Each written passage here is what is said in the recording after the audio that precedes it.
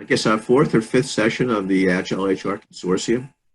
You're in for a big treat today, not because I'm talking, but we have a phenomenal speaker, someone who has really demonstrated and led the effort to implement Agile in HR.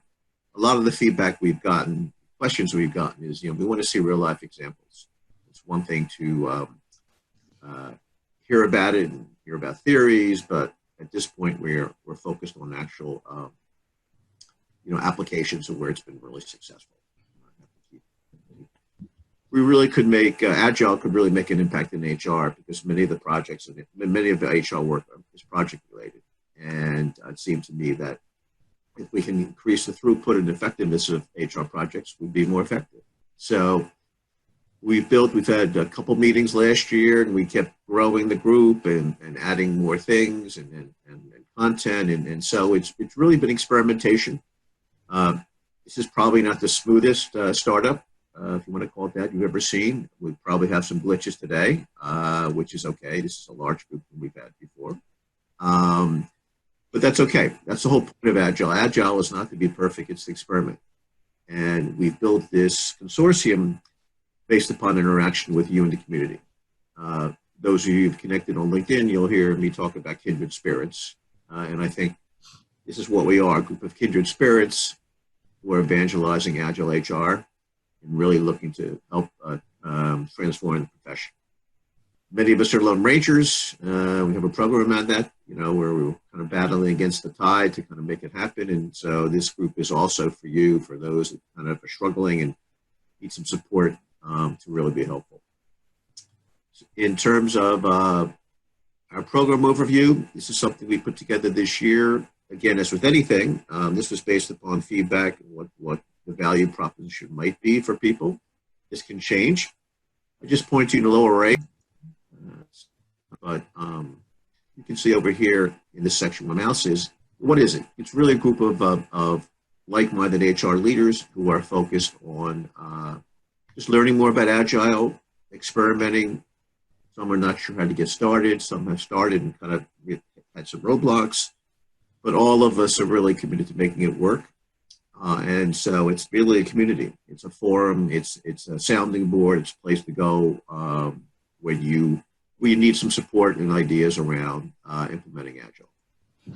Part here, these are the 4 programs that, again, based on your feedback, we put together. We'll see how it goes. It may change, but again, Agile is not perfection, but adaptation, experimentation.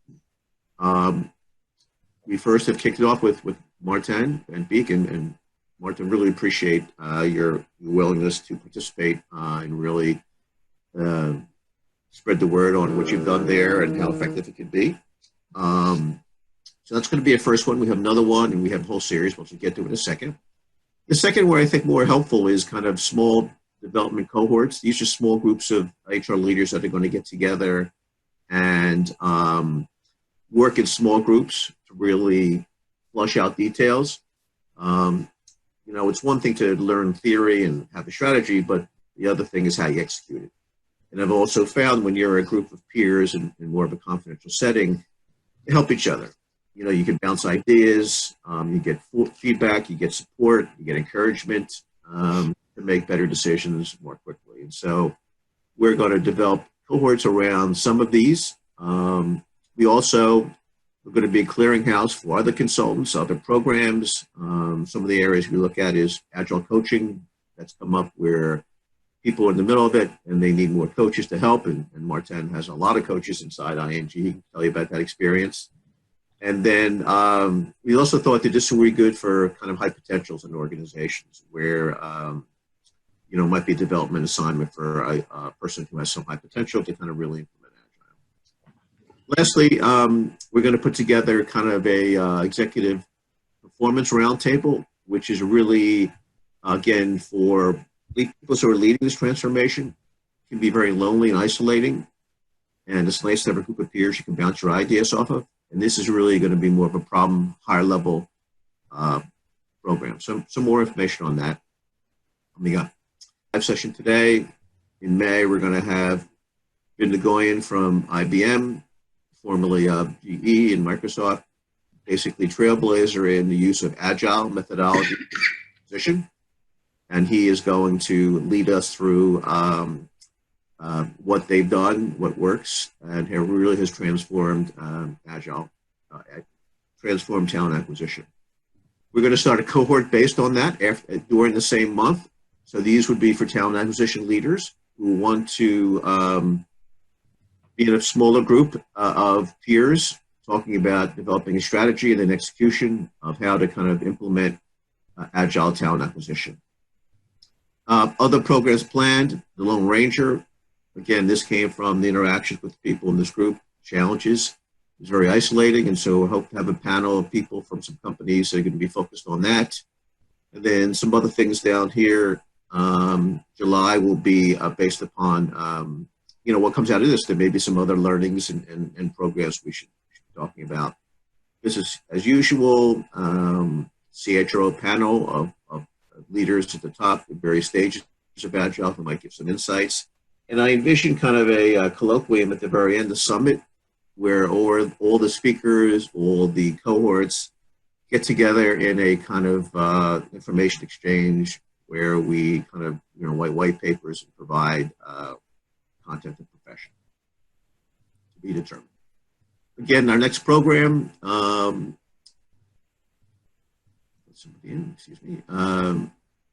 been interesting background. IBM typically hires 50,000 new employees a year, which is kind of scary, but they do it very successfully. And he's going to talk to us about how they accomplish that.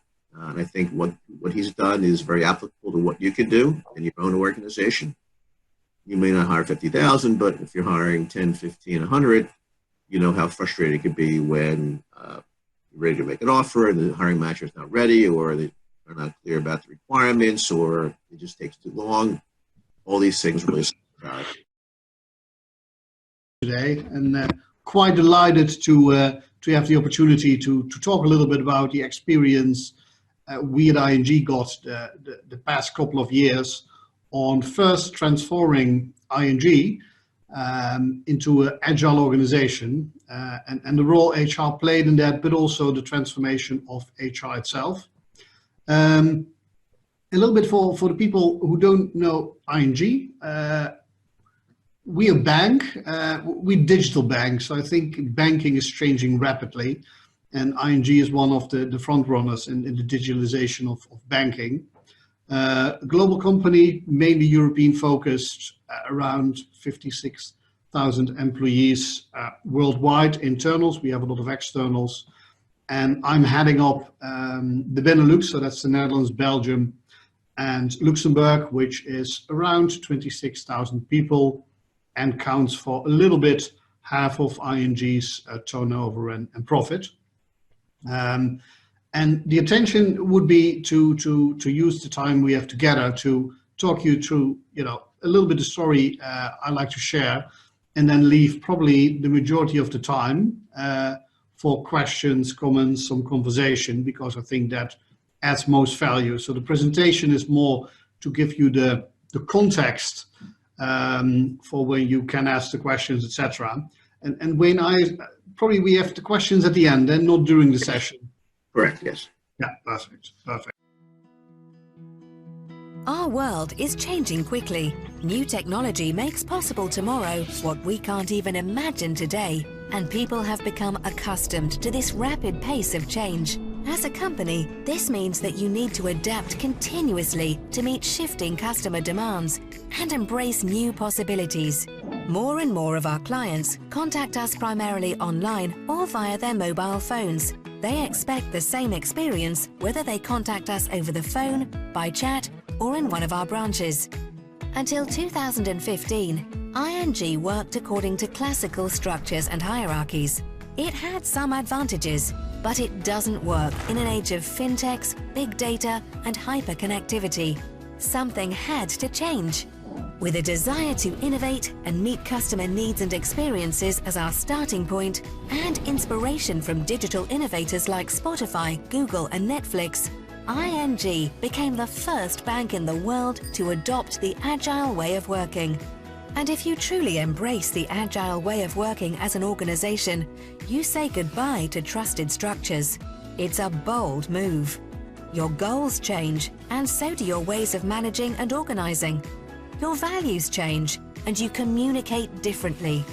Agile working is a mindset. You don't act agile, you are agile. You need to trust each other, take responsibility, and make things happen. This creates a happy and involved workforce that shows initiative and is prepared for change. So, how do we achieve this? We work in squads, small autonomous teams with end-to-end responsibility for their own customer-related purpose. Our squads consist of different disciplines: customer journey experts, data analysts, IT developers, and UX designers. The product owner oversees the squad's work and takes responsibility for the output. Agile coaches secure the squad's culture, skills, and way of working to ensure they operate as a high-performing team. Squad members share expertise and develop their craftsmanship within a particular chapter. For example, the data analyses chapter or product management process chapter. The chapter lead secures the personal development of the chapter members and helps define how to get a job done. And how do we achieve cohesion between squads? That's where tribes come in, a set of squads with a related purpose. For example, we have the Service Tribe Daily Banking and a Service Tribe Mortgages. This agile way of working empowers us to adapt readily to changing consumer needs and feedback. It makes us faster and more innovative. And most importantly, it makes us more attractive to customers and employees. What does or does not work is a matter of trial and error. Agile working lives up to its name. Nothing is carved in stone. That's the essence of our way of working at ING. We are already agile in the Netherlands. Now, we're rolling out our new mindset globally.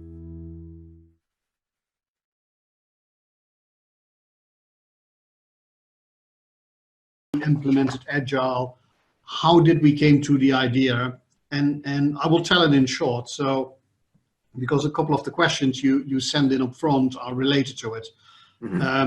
So the world of banking is changing. The world of banking is changing rapidly, and not a lot of people, and probably almost nobody, goes to a bank and a financial institution for his own pleasure. It's a service people expect to get, and it should be a simple service. It should be quickly available, relatively cheap, and not take a lot of efforts. And in the old days, we had banks with a lot of branches, a lot of paperwork, etc. And we see a huge transformation in banking with doing services via your app, etc. But also we see in our industry new competitors that were first the fintechs, but now we have Apple Pay, Amazon, etc., which have banking licenses. So the competition in the world we operate is completely changing. So 2.5 years ago, ING was thinking, okay, how are we going to face this new challenge in our environment in a time where the interest flow was going flat and lower and lower. So we also had some cost issues. And the management team, we traveled to a couple of other companies to see what they were doing, and we typically traveled to companies which were not banks. So we went to Zappos in LA in the States, we went to Spotify, Netflix, quite a lot of other companies, and what we saw there was how they managed their business was completely different from what we were doing. And we had some Agile and Scrum in the IT departments, but we didn't have it at large scale. And ING started then in the late 2016 to experiment with having certain parts of the organization working agile, putting IT and business, so marketing and IT and product, together in squads with a purpose, working on Apex in the agile way of working. And we started with what we call in tribes, so we have chapters, tribes. We started with most tribes in the head office, a couple of hundred people, and in a short period that went broader and broader. So it was a little bit of an ongoing snowball effect. in which we had, by the end of 2016, a couple of 4,000 or 5,000 people working Agile, after which we went to the Agile to the client services teams in the branches, in the back offices, and rolled it out as a whole company. HR's role was first co-design the organization, put the right culture in place, think about the new behaviors or orange coach, etc., etc. And we decided to do the Agile way of working a little bit the end of the full transportation, because we said we cannot transform ourselves while we're transforming a company of 25,000 people working Agile. That's just a little bit too much. Looking backwards, you could also say, why didn't you start with yourself? The reason was speed. We wanted to go quick and have as much as people in the organization adopting the Agile way of working. So we said, if we're going to experiment with HR first, relatively small department of 350 people, it just takes too long. So let's take the business first. HR is fully involved in that, and then we look at ourselves a little bit later. Win, if you can click through. Yeah. I think. Hold on a second. No. I clicked in the wrong place because it actually showed me. Well, I just will talk through again. The idea about the slides is just to give you a little bit of a context. So we started with HR transformation towards the end of the bigger journey. And if we go to the next slide, that gives a little bit what we saw as key of things we want to achieve.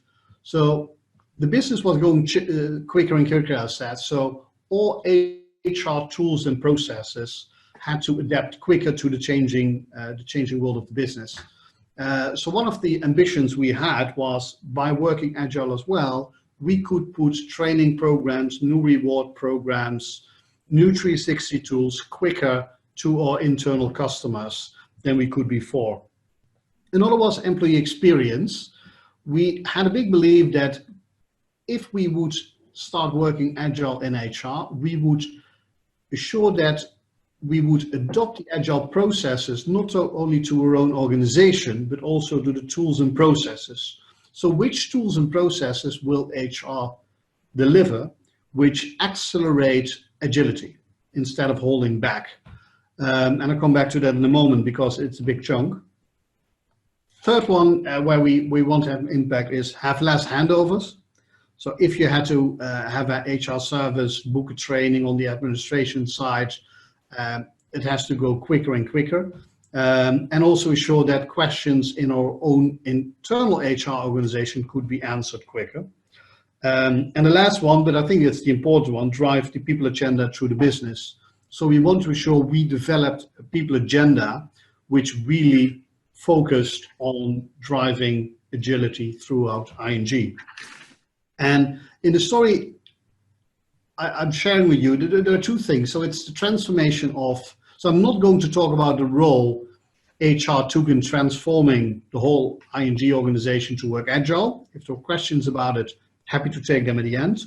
I want to focus about how are we organizing and setting it up ourselves, so our own internal HR organization.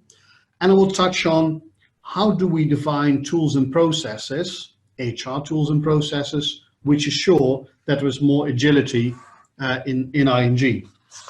And if we go to the next slide, it gives a summary of where we, a little bit the challenges we had and where we want to go. And I see that quite a lot of people from a lot of places in the world. I work in Europe, worked before in Latin America, in Asia, and the US. But HR, in a lot of times, is a function which slows down.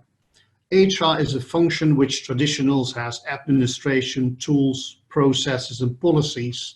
And a lot of those tools, policies, and processes, in my view, don't put people at their strength.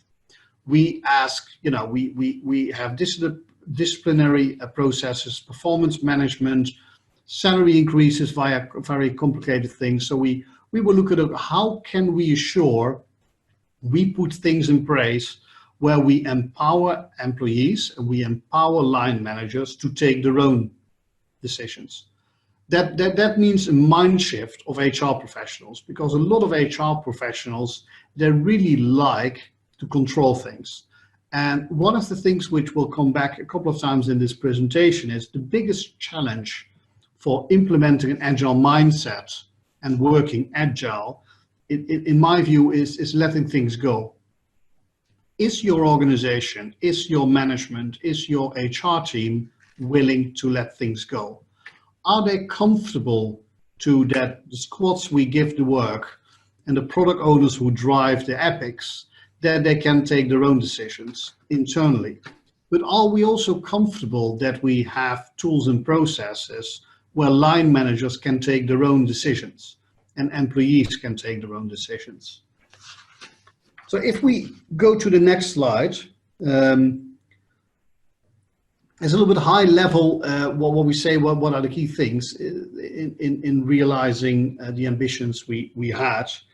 One is we work with an organization which has quite a lot of flexibility. So we have, come back to it in a moment, a traditional Ulrich model with different the different parts of that. And on the other hand, we assure we put products in front of them which are new. So if we now develop a new onboarding program, as an example, in the old days, what we would do is we would ask experts to design that, and then we might do a pilot and we will fix it a little bit, and we do another pilot, and then we will run it for 100 people, 1,000 people, etc.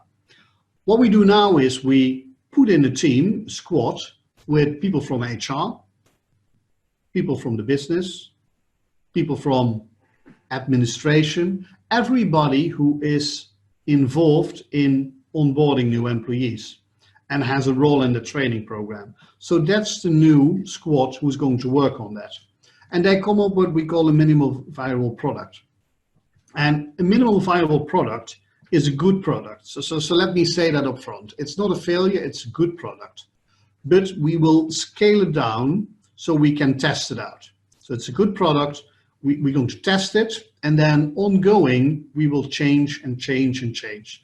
So the minimal viable product will become, after we've done 5, 6, 7 iterations, it goes to what we call run. It goes from development to run, a little bit same as we use in IT. For a lot of HR process, we thought in the beginning it wouldn't be possible because we had our policies and processes, etc. And what we're finding out is that that's mindset. So with a lot of things like how do you look at performance management, how do you deal with salary increases, for sure you can do minimal viable products in a controlled environment, test things out, trust on the input you get, and then move forward. The most of the resistance came really from the HR team itself and not from the line manager or the employees, because they like to have the freedom to do things, but they just want to have the framework in which they could operate. So a lot of the change was actually difficult on the HR side, don't really let things go. Another one is that we want to ensure we were as close as possible to the business to drive the people agenda. So we work now in the majority of the things we do together with the business in squads. So we have our own HR Orbea room or marketplace as the business has. And if you look in, my management team for the Benelux, the leadership team, so which head of retail, head of wholesale, the CFO, etc. We stand in our Orbea room and we have the performance wall, which has financials, reputation, change, omnichannel, customers, clients, etc. And there is also there is on the wall, it says people. And on the people side, there are my metrics, my KPIs, the overview of what the HR function is contribution. Then if you go to the tribe, so that's the level in the business below, which is on payments, daily banking, mortgages, client services, etc. They have their Orbea room, and in those Orbea rooms, you see the same. But then it's the people data relevant for their unit. And that all wrapped up you will find back in my Obeya room as HR, where we have all the business lines and see what we're going to deliver to the business lines. By being in the Obeyas and close in the meetings with the business, it's 10 times easier to drive a more strategic business agenda. And maybe not strategic, I would say a more meaningful business agenda, because you're much closer to what's going to happen. That's the same with the last point. Apply what we learned when introducing Agile.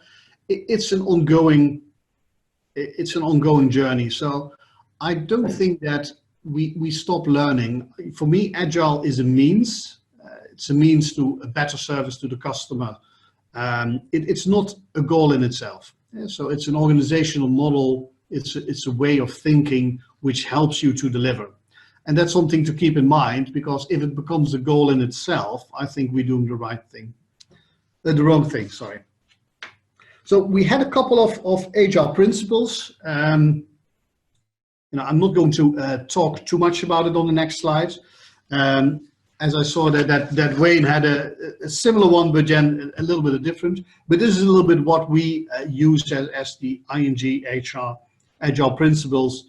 We work in a network structure, transparency, intrinsic motivation. So we have a couple of beliefs in there, which we also shared with unions and with works councils, which I will relate to a little bit later. So if we go to the next slide, I have a bit of cold here. Yeah, let's skip this one and go on further, because I think it's a good background, but the next one I think gives a picture of what we're doing. So I said a little bit earlier, we have the original Ulrich model roles in our organization. So we have what we called HR business partners. We have what we called people services, partly outsourced to IBM, and we have what we call the communities of expertise. People services becoming a global organization which delivers payroll, training, recruitment services, advisory services, legal assistance to line managers and employees. Digital where possible, via the app, via websites, via chat boxes, and that's an ongoing kind of journey. As in some countries, take Belgium, we still need paper contracts. In the Netherlands, we can have digital contracts. So we adapt a little bit to what is locally possible, but digitalization is a key driver there. The communities of expertise, they're global. So we have experts sitting in different locations in the world, in performance and reward, in learning, in talent, in analytics, and those communities serve the HR business partners with great processes, great tools, but also building the capability of the business partners.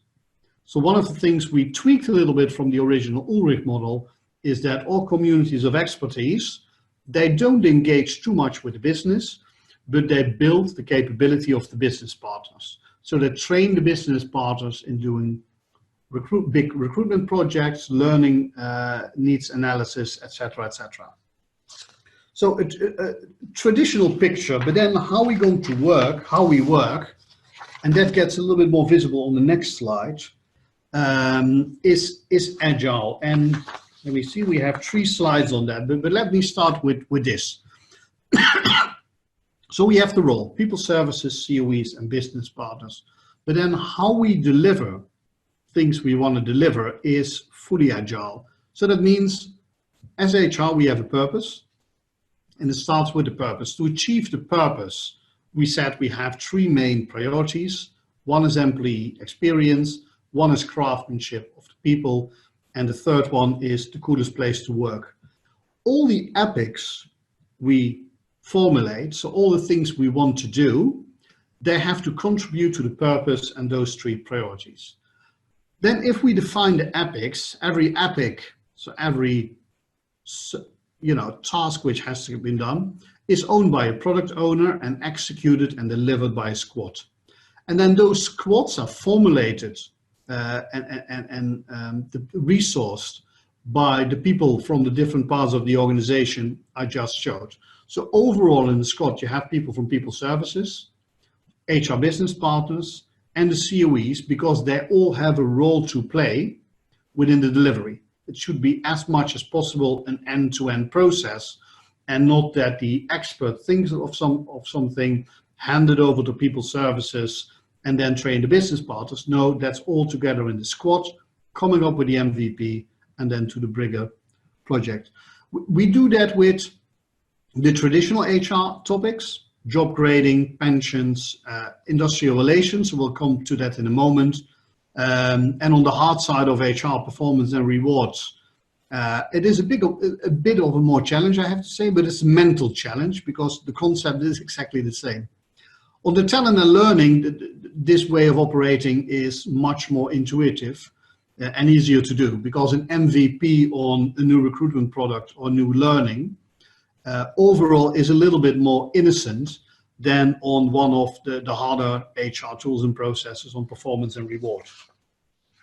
So if we go to the next slide, we see a little bit how we organized the business partners who are here in the center. So the bank has a couple of business lines, CIO and COO, that's the tech and operations domain. We have the retail domain, we have the wholesale domain, and then we have the functions, risk, finance, communications, etc., etc.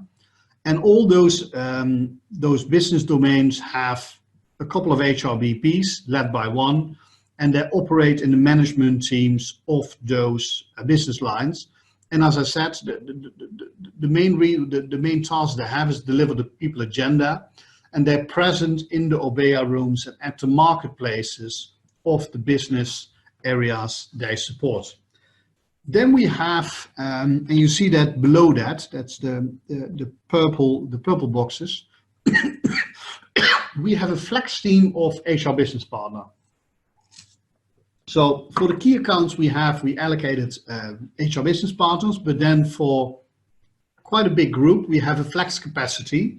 And depending on where the priorities are and which epics we prioritize in the marketplace, we use this capacity, these business partners in squads to deliver on that. And what it gives is that we deliver solutions for the whole bank and not for a particular learning business line. So that's the benefit. We do things once and then it's scalable. The second one is that flex group of business partners has very diverse work, which actually really helps well in developing new business partners. Because on the one hand, they can do organizational restructuring, they can do a new performance management tool and the rollout of that, which has been developed by the COEs, but they also support with big onboarding and strategy projects. Then if we go to the next slide. Martin, just one question. Yeah. You explain what you mean by epic? That might be a term that people don't know. An epic. So in the Agile way, we have a purpose. So that's where the departments, in my case, HR stands for. And then the epics are what we used to call the big projects. So what needs to get delivered, the jobs to be done. And then typically an epic, you work with a group of 6-7 people on for a couple of weeks. And that's called a sprint. And then the epic is redefined in more granular tasks, which are called features.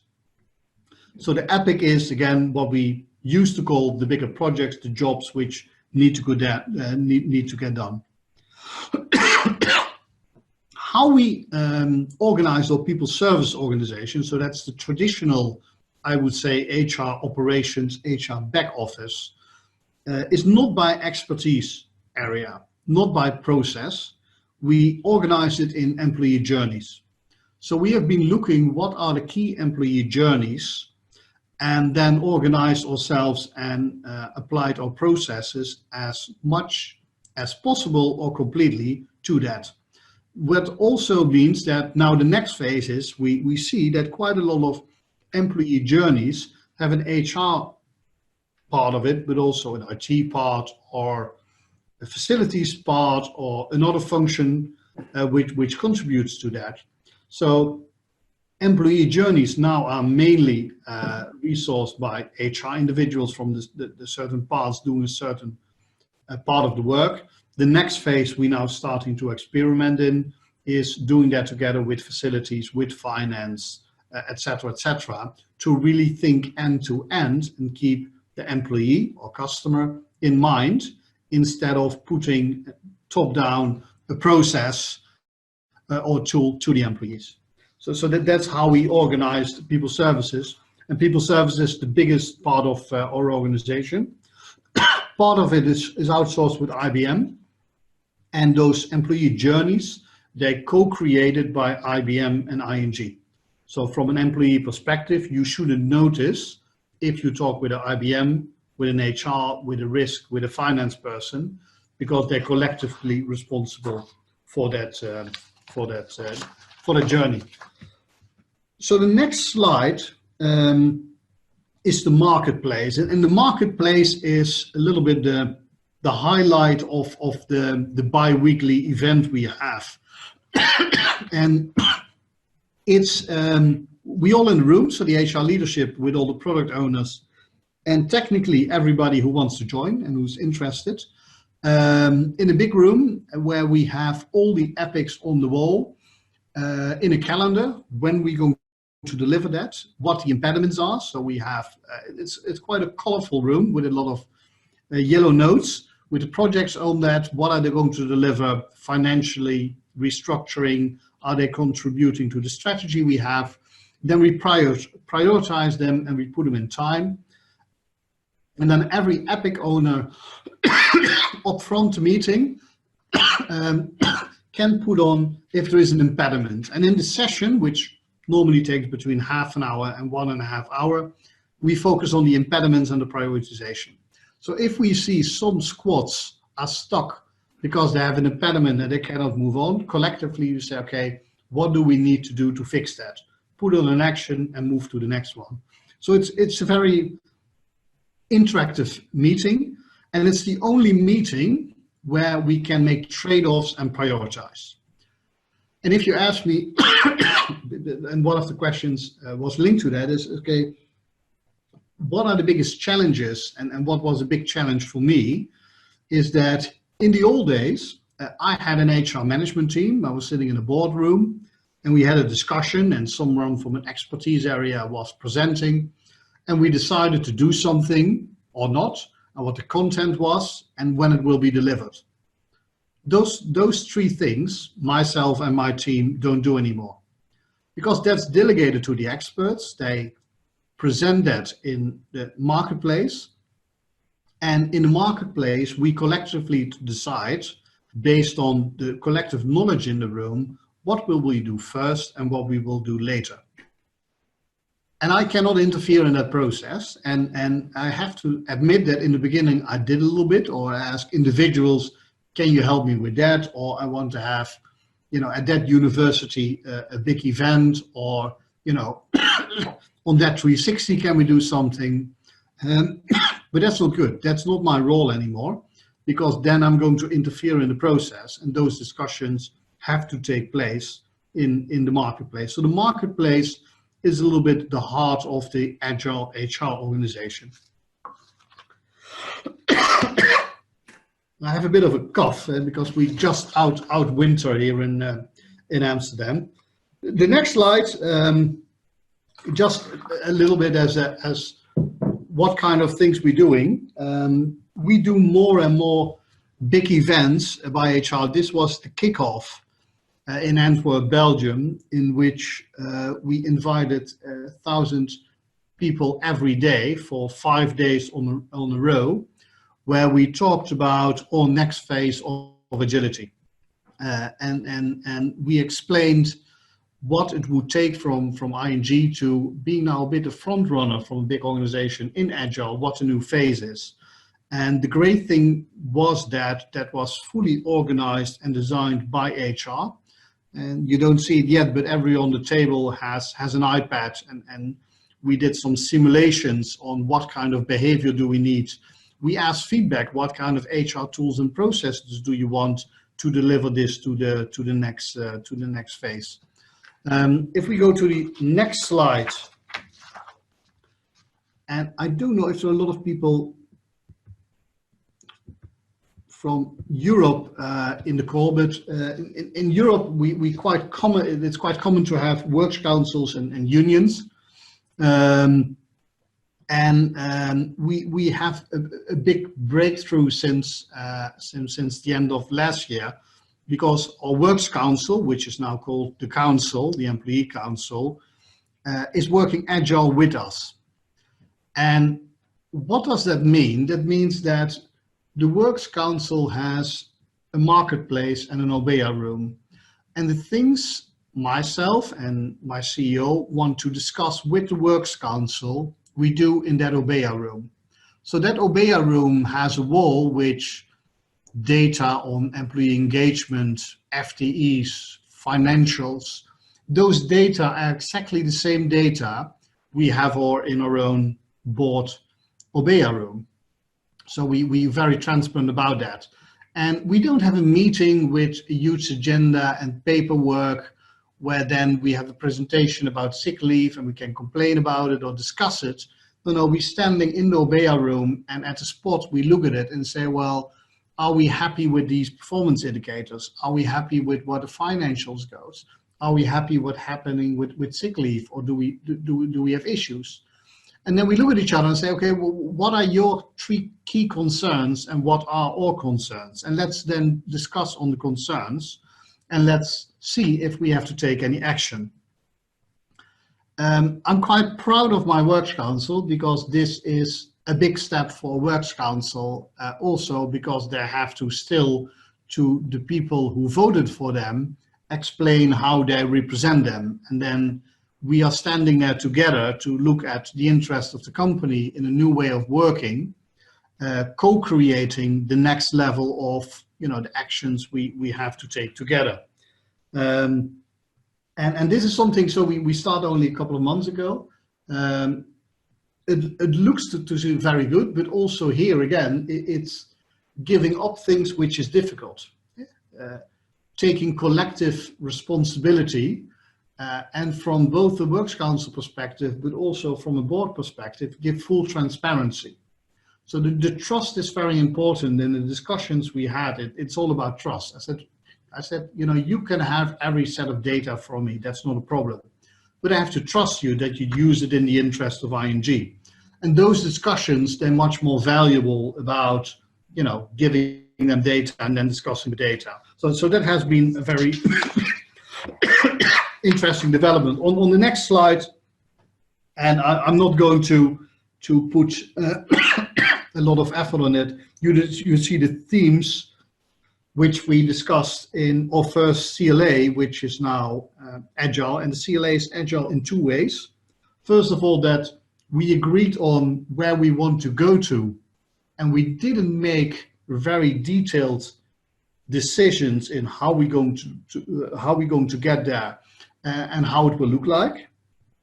Because again, with the unions, we're also going to have 2 squads with ING people, union people, and defining then how we're going to deliver on the epics we decided, come up with MVPs, etc. But we also say normally you agree a CLA, collective labor agreement, for 1 year, 2 year, 5 years. And that's a little bit how it's organized in the law. It has to have a starting date and an end date.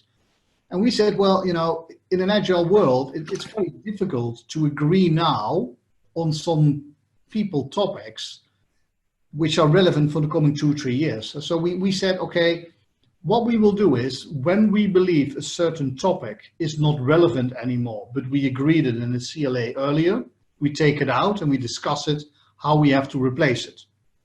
And that's very new as well, because there is a whole system about voting, etc. behind it. This was only our new CLA, Agile CLA in the Netherlands, what was only signed 2 months ago. So now we're going to look a little bit how we're going to operate this. And we had good discussions on that. And a lot of companies looking at us at the moment, is this going to fly? And if it's going to fly, how can we adopt that? Yeah, then I think, The next slide we can skip. You can look a little bit. It's a bit of facts and dates about what we're doing and how it looks like. A couple of things I think we realized in quite a fast time, and without working agile, at least it would have taken longer, and I think the quality wouldn't be as good. It's our online HR platform. It's rolling out our step-up performance management, in which we sometimes have mass events where we do more than 1,000 sessions on individual performance on a day in big events, because everything becomes very transparent. So it's colleagues giving colleagues feedback, and that is the input for the performance reviews, which then will be validated by the line managers. But the input doesn't come from the line managers, it comes from the people around it, and then we decide at the craftsmanship levels they bring to the company.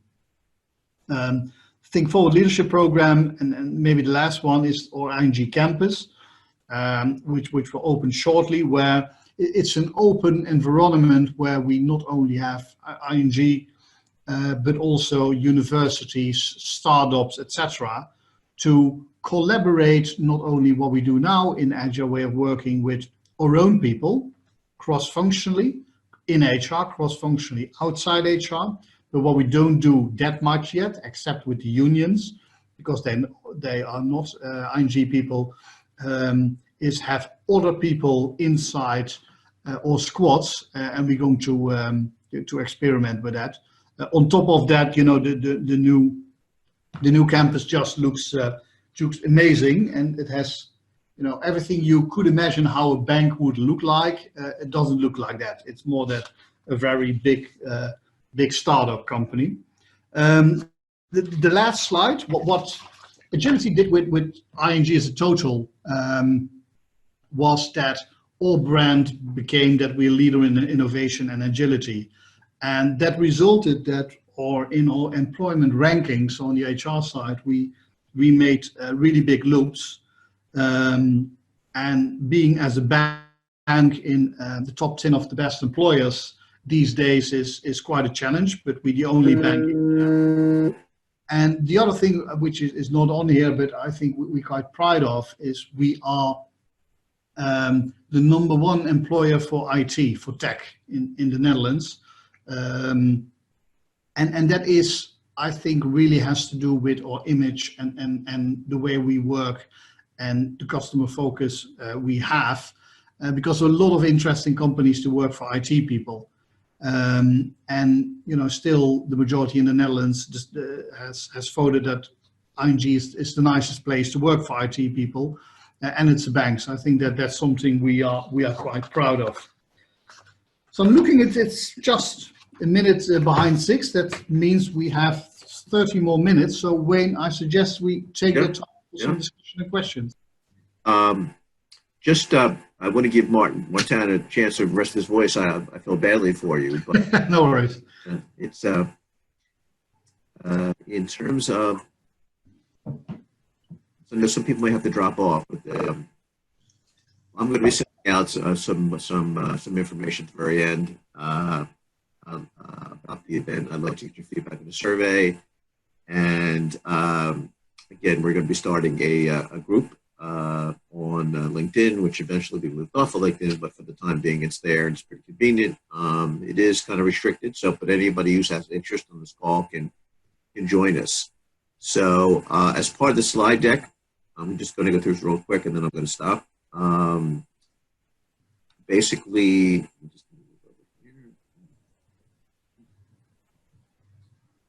having a little mouse problem, so I apologize.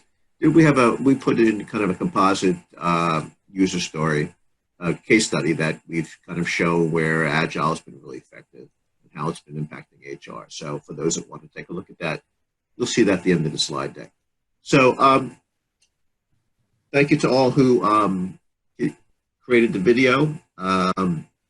It was really very effective. Thank you for replying to the survey. I meant really get some good piece of questions, good data. So I guess the question I get all the time, Martin, is how do you measure success? How do you measure success during at the very end? And as he's thinking about that, for those of you who have your own questions, just enter them into the chat room, and we'll try to pull them up. But that was the kind of first question I thought had any ideas around that. Yeah, I think success we can look at it at different angles. I think if we look at the hard side is that we deliver now quicker to the business. So we measure, how long does it take to get a new product there, to make a change in our people platforms, etc. And we see we quicker. So I think that's a positive. The second one is that the HR organization has decreased with more than 40%. So our newer way of working is more effective, less handovers, more end-to-end than our old way of working. And that's not the main reason, but it's a very good side effect because that hits on the P&L of the company.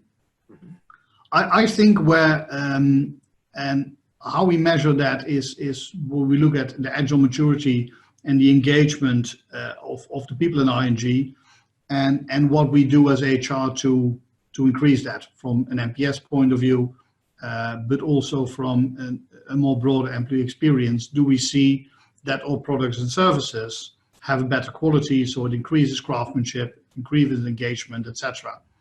So we have all those measures in place. There's always you can decide, have a huge discussion about what correlates with what, and we do as well. So we have a really good analytics team who helps us to come up with some good insights. On the other hand, there were also a couple of beliefs, and one of the beliefs is that the agile mindset really contributes and brings a lot of more fun to the workplace. And do we measure that? No, because that's a belief, and we said we don't want to measure the beliefs we have. Okay. You mentioned reduced HR by 40%. Before everybody goes out and puts their resumes together, kind of tell me what went into that. Because obviously one of the questions was, what's the impact on the function and the skills and capabilities of the HR? So I'm curious about that. Yeah, I think what I see it, and that's a combination with move on the one hand more digitalization, on the other hand working agile. When we didn't work agile, we had a lot of expertise and a lot of professionals working in their own little territory. Not doing a bad job, but not interacting with the rest of the organization, etc., etc. And we just need less and less and less of that when we develop some new MVPs and then make them scalable throughout the company. So the mindset about we come up with a solution, an MVP, and then put it in the run and make it scalable is a completely different mindset than where you contact an HR consultant with an individual case and you get an answer. So we put much more responsibilities at the shoulders of line managers and employees. That's true as well. We make it relatively easy. We can do better in that. I fully see that as well. But it transforms the role of HR. We focus, and the HR business partners only focus on the more strategic business impact processes. And that's a small group, and the rest supports that. The capabilities, they have to increase. I think analytics, being more factual, that's nothing new. The Deloitte report from George Bersons, a lot of others talk about it. But as HR, we have to increase our skills. And what I mainly see with the HR business partners is that they have to have deep skills as well. So they are more generalist, and that's fine, but it doesn't mean you have to understand labor law, recruitment, learning analysis, etc., because otherwise it's easier to hire a consultant than having a strong HR business partner internally. Yep. And again, for those on the call, I know some people had to drop off, but we'll have plenty of time for questions. Feel free to submit your questions in the chat, or if you want to just kind of, unmute and come in. I guess the next question I have, Martin, is, prioritization. Typically, there's so much thrown at HR that, we have to do more with less, and we have less people, and then Yeah. overwhelmed, and how do you in terms of prioritizing things, where has it been helpful in terms of using Agile, or have you used your own kind of? Let me first be it is difficult to prioritize, and it continues to be difficult.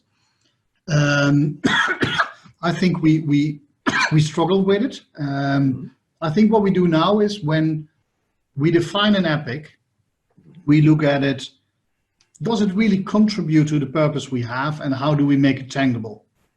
So if it's reorganization, how much money does it save? Is it about a new waking? Do we believe it increases craftsmanship? Do we believe it ranks us higher at employer rankings? Do we get a better quality of people in? So we try to make the epics as tangible as possible. And if it gets tangible, it's easier to make the trade-offs, because you get the emotions about this is good for the people or this is good for the company, you take it away. Mm-hmm. It also means we certain things we don't do. And we say if we have a big project in private banking and we know private banking brings a big part of the revenue into the company, then rolling out a craftsmanship program for that part of the business is much more relevant than for instance, group finance, which is a staff function. So we really prioritize, and we don't say, we still say, all employees are important, but some get things quicker or earlier or a better service than others, because that's where you put your money. And making that very transparent in our marketplace just helps. Okay. Interesting. So in terms of technology, is there a role? I mean, obviously a role for technology, but how is that helpful? How did you use it perhaps differently than you had in the past? Just kind of curious about that. I think, besides going to more digital platforms, which, I think most companies are doing, if it's Workday or other systems, I think where technology helps us is that not everybody can be every day in the Obeya room. The Obeya room is a physical exercise. You're standing there, you have your yellow stickers, you have the discussions. So technology helps us to, now we have a digital portfolio wall, so we can see it in Brussels and Amsterdam at the same time. And that helps, because otherwise people keep traveling between the two countries. But also when you're not at the location in Amsterdam, but somewhere else, you can be digitally present in the Obeya room. I still believe the technology to support virtual Obeya rooms, marketplaces, is very limited, especially when you want to use them across countries. But I think what I see now, it's really something we need to bring it to the next level. Just kind of following up on that, and I think Amy Armitage asked this question. Do you have ongoing reporting process to measure success of Agile? We do. So we have our community of expertise at Agile, which is not only the organization where the Agile coaches are, but they also measure the maturity of all the different business parts of ING and where they are with their Agile maturity and what they need. So I'm benchmarked against risk, finance, retail banking, private banking, omni-channel, in if we add value in working Agile and what our Agile maturity is. And I'm not benchmarked against other HR teams, because I am the only HR teams at the moment, but against business teams, and that makes it, to be honest, very attractive. So when you say benchmark, are there, just trying to get a handle, how do you're comparing HR and finance and other departments, right? What's the benchmarks? We really focus on, is what we define as Agile and or Agile principles, do you live by them? Okay. So do you prioritize? Do you deliver? Do you deliver quicker as in the past? Is the quality of your MVPs at the level we want? How is the predictability of the epics delivered in a certain month? Are we putting everything to the next month, so we didn't write clear epics, or are we delivering in that month? Yeah. Okay. You mentioned engagement, and is that part of your benchmarking and measurements, or is that focus? It's part of a broader how we look at the company performance, and engagement is a key indicator for that. So it's not directly linked with agility, but what we know is that around after 1.5 to 2 years, those teams which work agile have a higher engagement. Why do I say after 1.5, sometimes 2 years? Is that it's also quite a tough journey to get there. So there are quite a lot of frustrating moments in the beginning, role on clarity, line managers who want to still manage, etc., etc. And that old behavior has to go away. And that takes at least a year time. And then a lot of people will leave as well. You stick with the people who like it, get energy from it, and then bring it to the next level. Can you elaborate on the HR business partner float pool? Yeah, so that's a group of 24 people in the Netherlands and around 12 in Belgium. And how we see it, so if we have an epic on the wall which needs capacity, we pull from that team. So they're organized in little squads. We can put people from people services and people from COEs on top of that, and they deliver big change projects. So they deliver onboarding of a couple of thousand people, implementing new systems, everything we want to do scalable for the whole bank. So they deliver bank-wide solutions. Why I put that in a different kind of entity, so to say, is that if I would give those resources to the business partners who have their own account, the big risk we have is that they're going to have only solutions for private banking or retail or risk or finance. And now they bring solutions which are relevant for the whole bank. And it's also that sometimes the capacity is needed at that side of the bank, sometimes it's needed somewhere else. And I can now on a monthly basis guide that.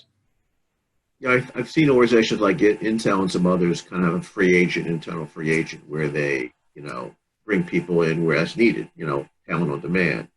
The question is, what do you, when the people aren't engaged, what are they doing? Are there always enough work, or? Yeah. So the model is based on scarcity. Yeah? So there's always more work than which we can do with the teams we have, and then we prioritize. So it's really demand driven. Okay.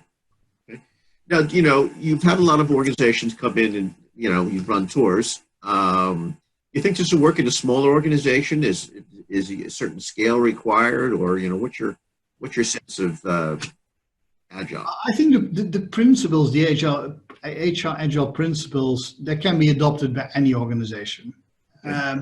And to be very honest, you even wouldn't need an HR department for that. I think it's just how you're going to organize it that's different. For bigger organizations, you can use scale. For smaller organizations and maybe startups, etc., you might need more line managers which have a certain interest and skill base in HR, and put them in the squads to deliver HR processes. So you have to be a bit more creative and think outside the box, where if you have the capacity in HR, you can limit to HR. The funny thing is we now start to involve much more line managers and employees in developing HR processes and tools, because we notice that when you find employee experience very interesting and important, that HR people are not that good in thinking really through what a good employee experience is. For them, it's very difficult. They start thinking, what is it? How do we define the process in such a way it's in control of HR? And to really break that, you sometimes just have to ask other people to help with the design work. Okay.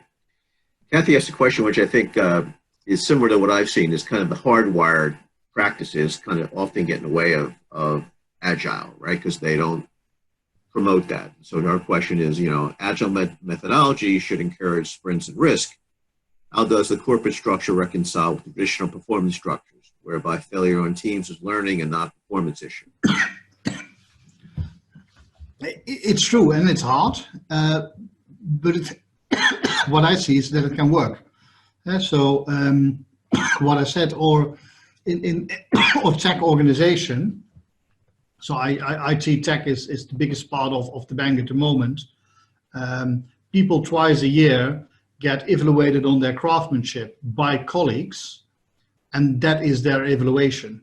There is a 360 survey. Colleagues give in, line managers discuss it, but line managers don't give the own input. So it's the people you work with in squads, etc. And those people are then put forward for promotion, and others are not. But you have to really create the right behavior in the organization that you can do those things, because otherwise you fall back on old line manager processes and managers taking decisions. And that's difficult.